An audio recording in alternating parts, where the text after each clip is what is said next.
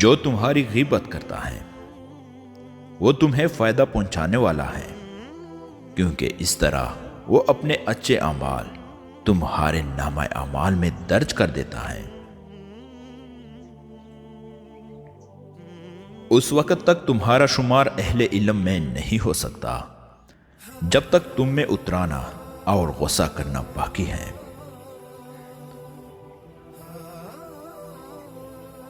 جب کوئی شخص کسی دوسرے سے منسوب کر کے رنج دینے والی بات سنائے تو اسے جھڑک دو اور کہو کہ تم اس سے بھی زیادہ بدتر ہو کہ اس نے پس پشت یہ بات کہی اور ہمیں نہیں سنائی، لیکن تم نے سنا دی۔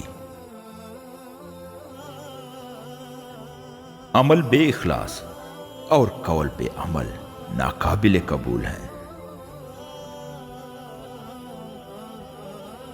تمام خوبیوں کا مجموعہ علم سیکھنا، اس پر عمل کرنا اور پھر اوروں کو سکھانا ہے۔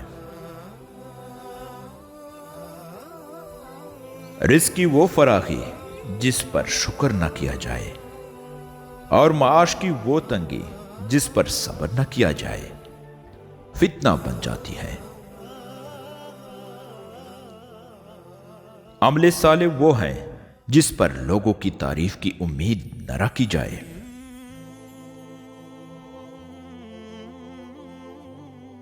اللہ تعالیٰ کی اطاعت کو لازم کر، نہ کسی سے خوف کا، نہ تمنا رکھ، ساری حاجتیں اللہ تعالیٰ کے سامنے بیان کر، اسی سے مانگ اور اسی کے سوا کسی پر بھروسہ نہ کر۔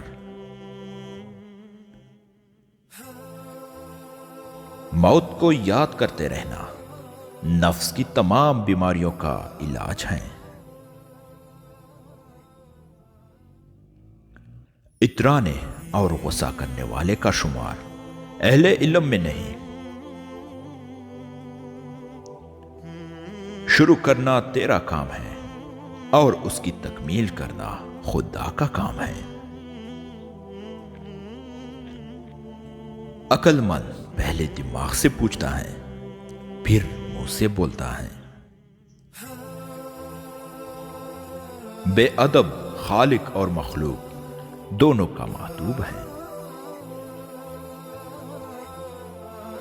مومن اپنے اہل و عیال کو اللہ تعالیٰ پر چھوڑتا ہے اور منافق اپنے مال و زر پر۔